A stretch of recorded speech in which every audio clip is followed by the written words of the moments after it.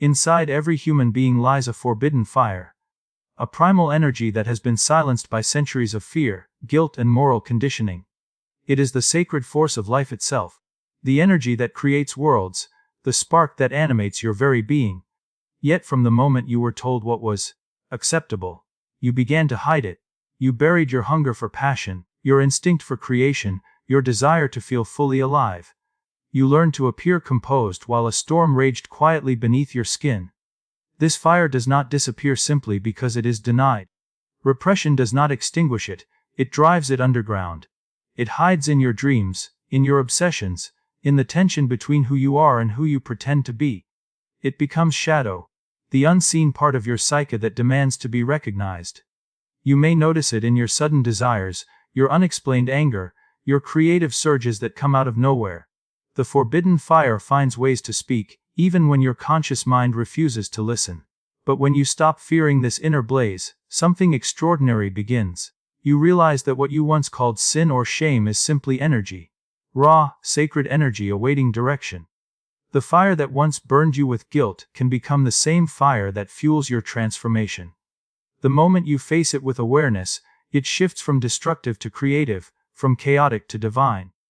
You begin to see that your sexuality, your passion, your desire for connection are not obstacles to your spiritual path. They are the path itself. The forbidden fire is not here to consume you.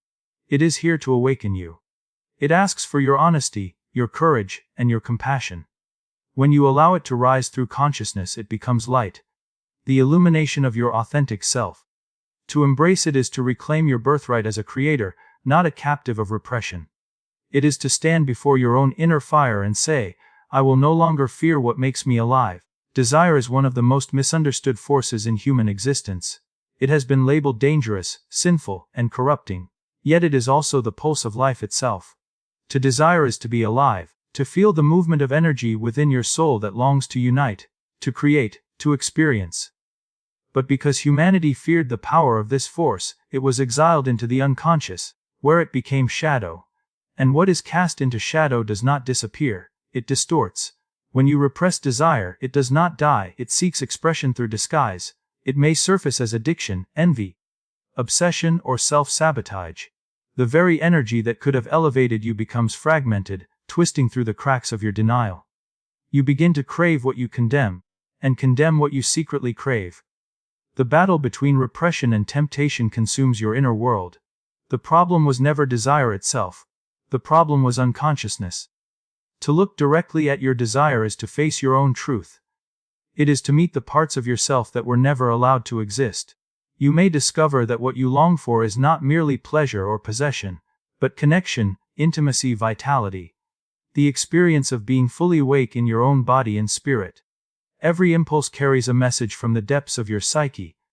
This is where life wants to move through you. When you bring awareness to desire, it becomes your teacher. It reveals your deepest needs, your fears of unworthiness, your hidden potential for love. To observe desire without judgment is to witness the dance between your human nature and your divine essence. In that space of observation, the shadow begins to soften. Desire transforms from a chain that binds you into a river that guides you. The integration of desire does not mean indulgence. It means relationship. It means standing before the flame and neither worshipping nor fearing it, but understanding it. You learn to direct it, to allow its energy to infuse your creativity, your purpose, your compassion. You no longer chase desire blindly, you embody it consciously. It ceases to be a wild storm and becomes sacred wind, moving you toward growth, authenticity, and inner unity. The shadow of desire was never meant to be conquered. It was meant to be embraced, understood, and illuminated. When you dare to love your longing instead of hiding from it, you discover that desire is not a fall from grace. It is the very path back to it. Repression is the art of pretending we are less than what we truly are. It is the quiet burial of instinct, emotion, and truth beneath layers of social approval. From childhood, you were taught which parts of yourself were acceptable, and which were not. You learned to smile when you wanted to cry, to obey when your soul wanted to rebel, to appear calm when your body trembled with passion or anger. You learned to hide. And every time you hid a part of yourself, it did not vanish. It slipped into the unconscious, waiting to return in disguise. The mirror of repression is all around you. It reflects itself in the things and people that disturb you. When you judge another for their boldness, their sensuality, their rage, or their freedom, you are not reacting to them. You are reacting to the imprisoned part of yourself that longs for the same expression. The qualities you condemn in others are often the ones you have denied in yourself. Life, in its deep intelligence, uses others as mirrors to reveal the dissound aspects of your own being. Every strong emotional reaction is a message from your shadow. The disgust, the envy, the fascination. All of it points to something inside you that seeks recognition. When you meet these reflections with awareness instead of judgment, you begin to see the deeper truth. What you reject externally is what you fear internally. The person who provokes you most may be showing you a truth you are not yet ready to claim. Repression breeds projection. The more you deny your impulses, the more you see them, there, in others. You become trapped in a hall of mirrors, mistaking your own reflection for the enemy. Yet the moment you turn your gaze inward, everything begins to shift. You realize that the world is not against you, it is your unconscious speaking to you through circumstance, through relationships, through conflict. To face the mirror of repression is to reclaim your power. It demands humility, the willingness to admit that what you resist most in others may be your own hidden potential. The fiery passion you judge, the confidence you envy, the freedom you condemn, all are fragments of your own soul calling for inclusion. Integration begins when you no longer run from your reflection. As you embrace what you once repressed, life becomes less about control and more about consciousness. You stop dividing the world into pure and impure, right and wrong, acceptable and forbidden. You begin to see that everything within you has a purpose, even the parts you once feared. The mirror of repression then becomes not a source of shame, but a sacred teacher, one that shows you how to love the totality of who you are. And in that love, the walls between you and the world begin to dissolve, revealing the wholeness that was always waiting behind the mask. Acceptance is not passive surrender, it is the most powerful act of transformation. It is the art of turning toward what you once rejected, and saying, I see you. You belong. Most people mistake acceptance for weakness, for giving up, for letting darkness win. But in truth, acceptance is the crucible where alchemy begins. Whatever you resist in yourself gains power over you. Whatever you accept dissolves its power to control you. Your inner world is filled with fragments, emotions, desires, memories, fears, all waiting to be acknowledged. For years, you may have tried to silence your anger, numb your pain, hide your shame, or bury your longing. Yet the more you suppress these energies, the more they entangle your spirit. The unconscious never forgets what conscious mind refuses to face. The buried becomes the burden, but when you sit with your inner storms without judgment, something miraculous unfolds. Anger softens into strength. Fear reveals itself as the desire to protect. Shame transforms into humility. Every emotion, every impulse, every shadowed piece of your being holds a hidden gift, and it offers that gift the moment you stop waging war against it. This is the alchemy of acceptance, the process through which lead becomes gold, pain becomes wisdom, and division becomes wholeness. Acceptance does not mean indulgence. It does not mean acting out every impulse or excusing every wound. It means awareness without resistance, allowing yourself to witness your inner reality exactly as it is, without the need to fix or deny it. When you allow yourself to feel what is true, without labeling it good or bad, you reclaim your authenticity. You step out of the duality that keeps you imprisoned and enter the still center, where transformation becomes possible. It takes immense courage to accept the parts of yourself that others taught you to reject. It means daring to face your darkness with the same love you give your light. To look into the mirror of your shadow and whisper, "You are also me." That moment of compassion toward your own rejected self is the moment of inner liberation. The heart opens, and energy once trapped in repression begins to flow freely. True acceptance is an act of love, not the sentimental love of comfort, but the fierce love of truth. It is love that does not turn away when things are uncomfortable or messy. It looks at the wounded child, the angry rebel, the sensual being, the fearful mind, and embraces them all as essential parts of the soul's evolution. When you live from acceptance, you stop seeking external validation or moral perfection. You become whole rather than good. You see that light and shadow are not enemies, they are partners in your becoming. The alchemy of acceptance teaches that every experience, even the painful ones, serves the greater purpose of awakening you to your full humanity. And so, in the silence of acceptance, transformation happens without effort. The shadow no longer needs to scream for attention. It becomes light simply by being seen. What once divided you now unites within you. And you realize that nothing in you was ever truly unworthy, only waiting to be welcomed home. Eros is far more than physical attraction or desire. It is the sacred pulse of existence itself. The current that moves through all life, connecting soul to soul, spirit to matter, heaven to earth. It is the whisper of creation, the magnetic force that draws opposites together to birth something new. To awaken Eros consciously is to rediscover that love, passion, and creativity are not separate paths. They are expressions of the same divine current flowing through you. Yet humanity has misunderstood Eros for centuries. We have reduced it to mere sensual pleasure or condemned it as sin, fearing its wild power. Religion tried to cage it, society tried to sanitize it, but Eros cannot be confined. It is life's original language. When suppressed, it becomes distorted into obsession, control, or addiction. When honored, it becomes the bridge between the human and the divine. Eros is not about possession, it is about participation. It calls you not to take, but to merge, not to consume, but to commune. In its sacred form, it asks you to meet another being, or even life itself, with reverence. It transforms sexuality from a transaction into a prayer, from a fleeting act into an eternal communion. To touch through Eros is to see the divine reflected in the other, and to recognize that what you touch is also within you. When you awaken sacred Eros, every gesture becomes infused with presence. A glance, a word, a breath, all carry the potential of divine contact. You begin to understand that Eros is not limited to the body, it extends to creativity, beauty, art, nature, and the deep intimacy between your soul and existence. The same energy that ignites passion in the lover also fuels the poet, the musician, the visionary. It is the fire that paints sunsets, writes symphonies, and gives birth to ideas that reshape the world. To live without Eros is to live disconnected, numb, mechanical. When Eros is exiled, the world becomes gray and transactional. But when you invite it back into your life, color returns.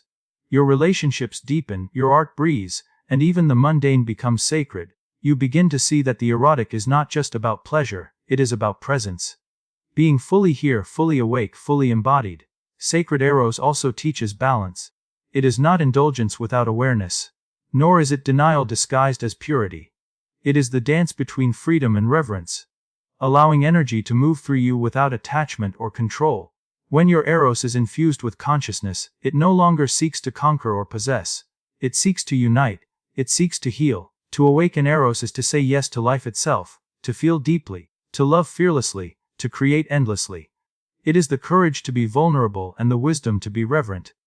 It is the moment you realize that passion and spirituality are not opposites, but two flames of the same sacred fire. In the embrace of Eros, you rediscover your divinity within your humanity. You understand that to love, to desire, to create, these are not distractions from the spiritual path, they are the spiritual path. For it is through the sacred pulse of Eros that the universe experiences itself. Through your heartbeat, through your breath, through the shimmering dance of your being. The shadow is not your enemy. It is your most faithful companion, patiently waiting for the moment you are ready to meet it. It follows you through every experience, quietly gathering all that you reject, fear, or deny. It holds your repressed desires, your untold pain, your forbidden dreams, and your unexpressed potential. Everything you refuse to acknowledge in yourself does not vanish. It gathers in the shadow, growing stronger with neglect. Yet within that darkness lies immense wisdom, waiting to guide you back to wholeness. When you finally turn toward your shadow, you discover that it has been trying to teach you all along. Every emotional trigger, every conflict, every self-sabotaging pattern is its language.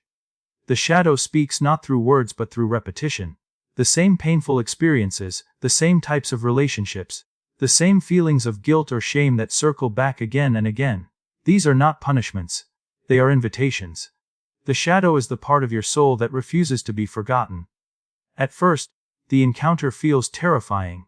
To face your anger, jealousy, lust, or grief without judgment is to confront the parts of yourself that you've been taught to exile.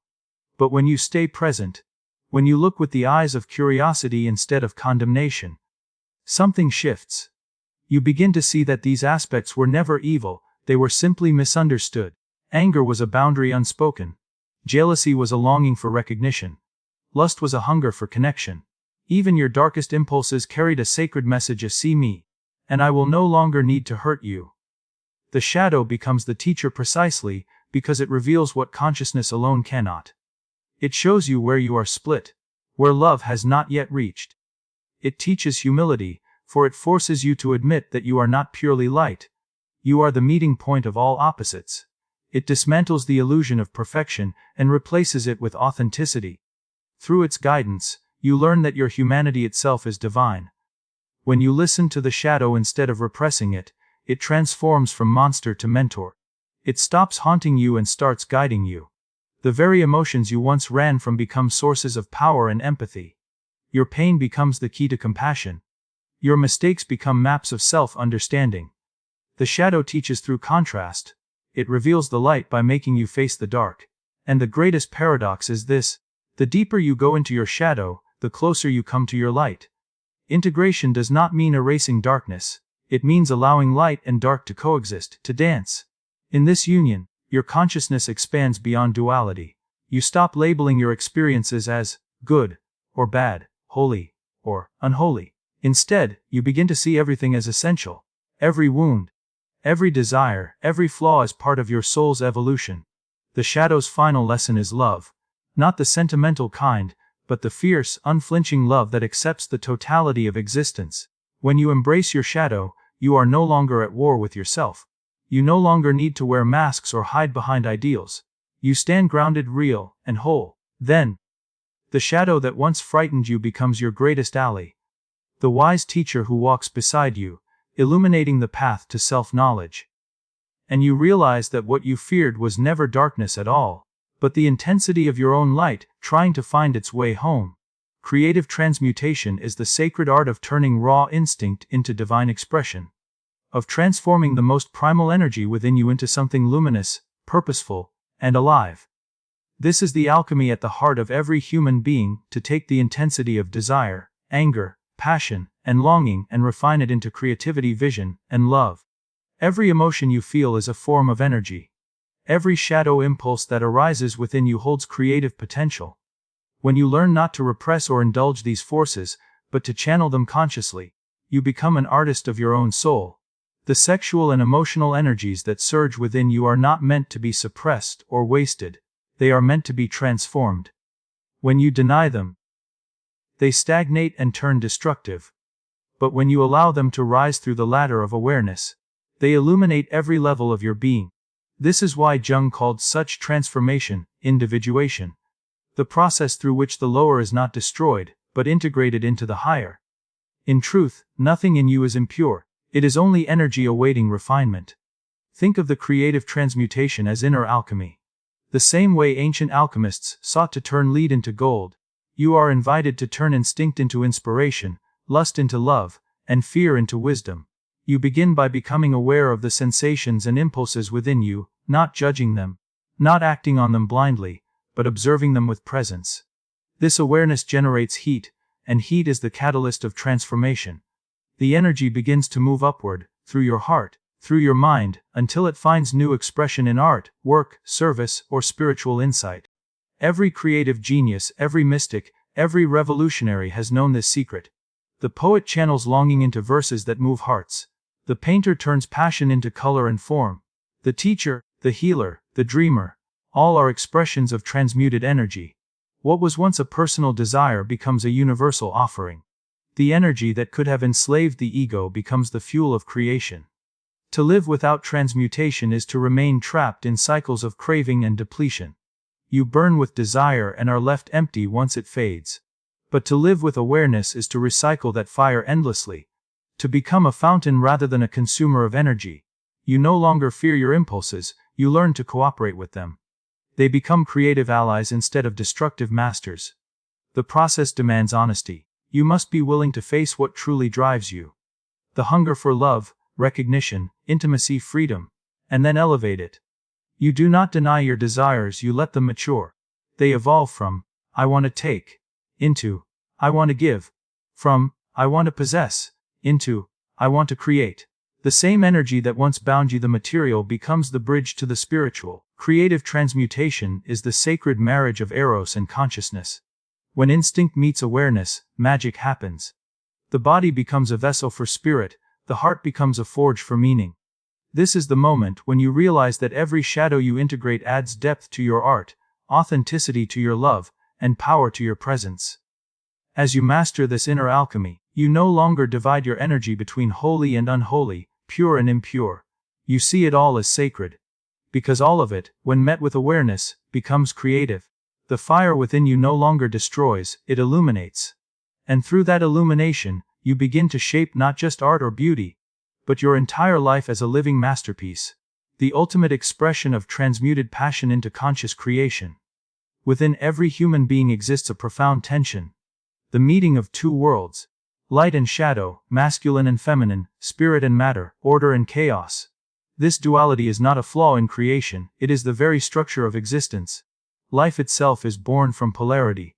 The dance between the sun and the moon, the inhale and the exhale, the stillness and the storm.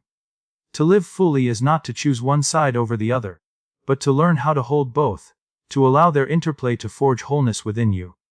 This is the sacred union of opposites. The inner marriage Jung spoke of. The reconciliation of all that you have divided within yourself. From the beginning, you were taught to favor one side of this duality. You were told to be strong, not tender, rational, not intuitive, spiritual, not sensual. The masculine within you was praised for control, while the feminine within you was often silenced. Yet both live inside you, longing not to compete but to commune. The masculine principle brings direction, clarity, and structure. The fire that acts. The feminine principle brings depth, receptivity, and intuition. The water that nourishes. When these two energies are at war, you feel torn, fragmented, exhausted. When they unite, you become a vessel of balance, firm yet fluid, powerful yet gentle, grounded yet transcendent. This union cannot be forced through willpower or intellect. It happens through awareness, through the conscious acknowledgement of what has been neglected. You begin by listening to your inner opposites, by honoring what you've rejected. If you have over-identified with control, you must learn to surrender. If you have lived in surrender too long, you must learn to assert. The process is not about achieving perfection, but about embracing paradox. Wholeness is not the absence of conflict, it is the capacity to hold it consciously. The union of opposites is also the meeting of the sacred and the sensual, the divine and the human. Spirituality without embodiment becomes abstract and detached, while sensuality without consciousness becomes indulgence and escape. But when the two merge, you discover the sacredness of embodiment, that the body is not the prison of the soul, but its temple. The divine is not found by escaping the flesh, but by inhabiting it completely, with reverence and awareness. Every sensation, every emotion, every breath becomes a meeting point between heaven and earth. In this inner marriage, even suffering finds its place. Pain becomes the teacher of compassion, loss becomes the sculptor of wisdom. The dark does not disappear. It becomes luminous through understanding. You begin to see that light needs shadow to reveal its radiance, just as love needs boundaries to remain pure. Each opposite defines and deepens the other. Without night, the stars would be invisible. Without contrast, consciousness could not expand. To achieve this union is to move beyond dualistic thinking. You stop labeling experiences as good or bad, sacred or profane. You see that every polarity is part of a greater harmony, that what once seemed contradictory is, in truth, complementary. In the silence beyond judgment, you realize that the divine expresses itself through the dance of opposites, and that your purpose is not to escape that dance, but to participate in it consciously. When the opposites within you unite, a new energy is born, something greater than either side alone.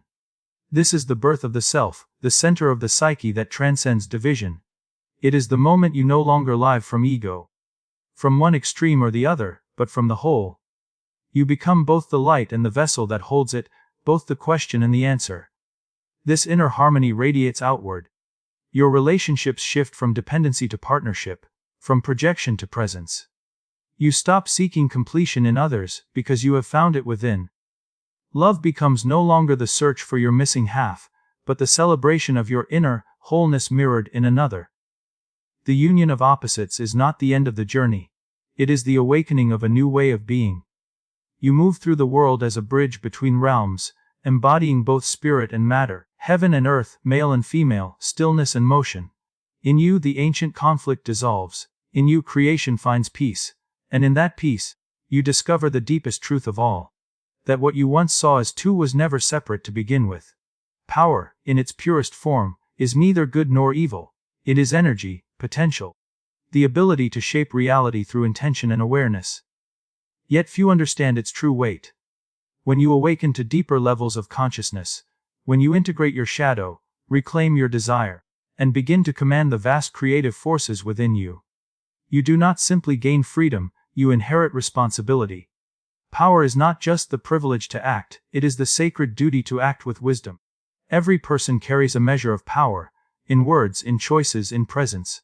Most people, however, spend their lives unaware of it, either fearing their power or misusing it.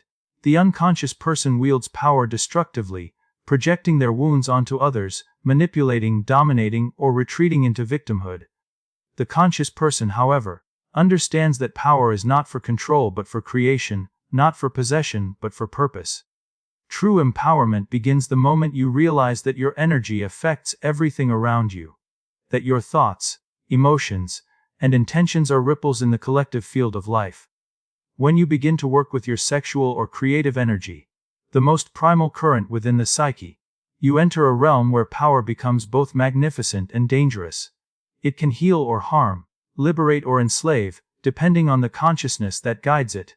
This is why the mystics, the healers, and the sages all spoke of purification before mastery, not moral purity, but psychological integrity. Without self-awareness, power becomes shadow in motion. With awareness, it becomes love in action. To hold great power is to become deeply humble. You realize that this energy does not belong to you, it flows through you. You are a vessel, not a master. When the ego claims ownership of power, corruption begins. The subtle addiction to being seen, admired, or obeyed. The ego craves control but the soul seeks alignment. True power is never loud, it moves in silence, guided by clarity and compassion. It is firm but not forceful, decisive, yet never cruel. Responsibility begins with awareness. Awareness of how your energy enters a room, how your words shape another's heart, how your silence can heal or wound. You start to see that every interaction is an exchange of energy, and that integrity is the foundation of all sacred power. To misuse power is to fracture yourself. To use it consciously is to heal both yourself and the world around you. As you awaken more deeply, life begins to test you. Not to punish you, but to refine you. Power will reveal your hidden motives. It will magnify your shadows so you can see them clearly. It will challenge your patience, your humility, your discernment. Each test asks, will you serve the ego or the soul? If you choose the soul, power becomes luminous, a force that uplifts, protects, and inspires. The responsibility of power also means knowing when not to act. Sometimes restraint is the highest expression of mastery. True power does not need to prove itself. It does not boast or dominate, it simply is. It flows with purpose and precision, guided by a higher intelligence rather than personal desire.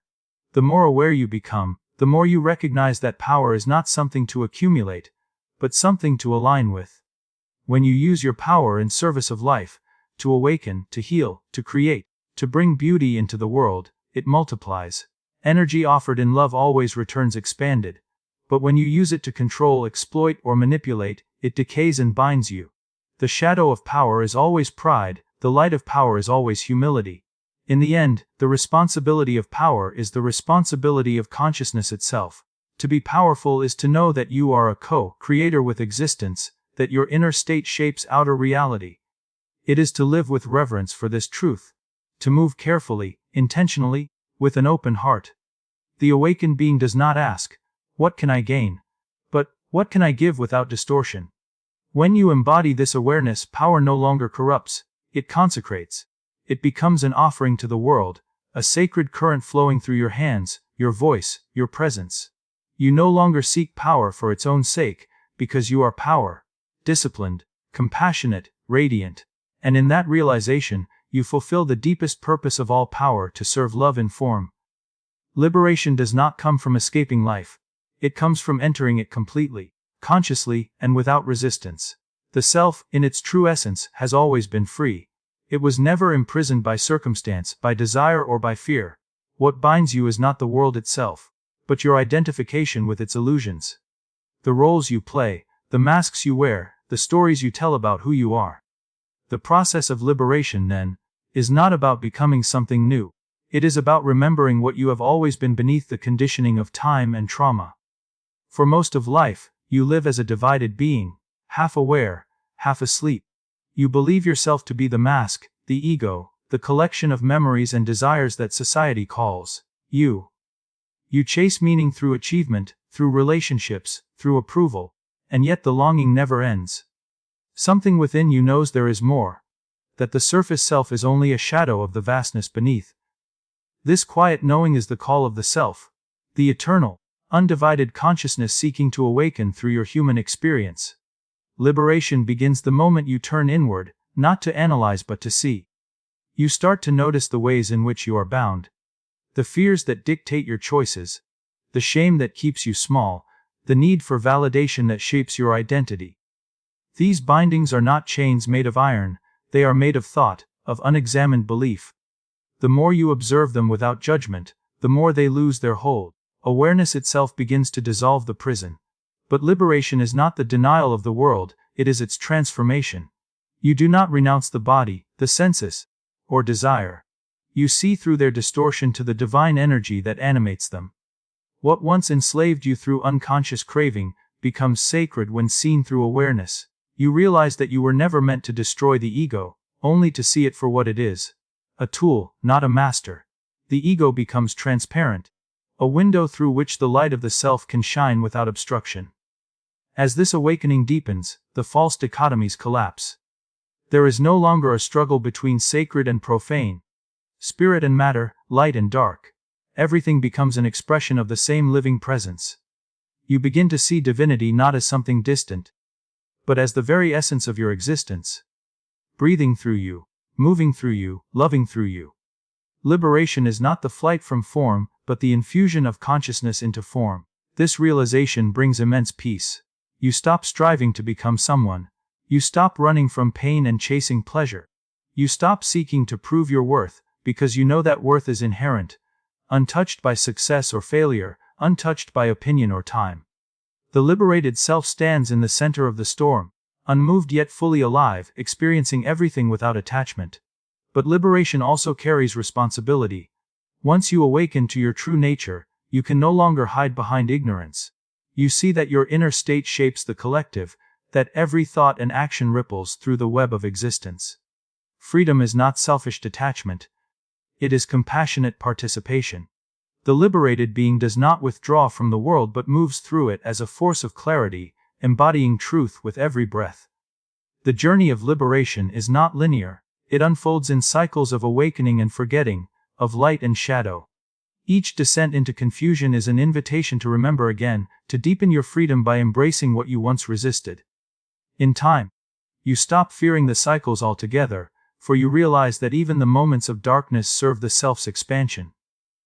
Nothing is wasted, everything contributes to the unfolding of wholeness. When you finally rest in the self, there is a profound stillness. Not the stillness of withdrawal, but of total presence. You become vast and intimate at once, infinite and embodied. You see that there was never a journey, only a remembering. The prison was never real, only the dream of separation. Liberation, then, is the return to your natural state. A state of pure awareness, unbound by the past, untouched by fear, unbroken by desire. It is the recognition that you are not in life. Life is in you. Every heartbeat, every breath, every fleeting moment of beauty and sorrow is the dance of the infinite through your form. To live from that realization is to be free. Not tomorrow, not after perfection, but now. In this very breath, the path of sexual shadow empowerment is not for the faint of heart. It is for those willing to descend into their own depths, to meet their fire with reverence, and to emerge not purified but whole. For wholeness, not purity, is the true aim of the soul.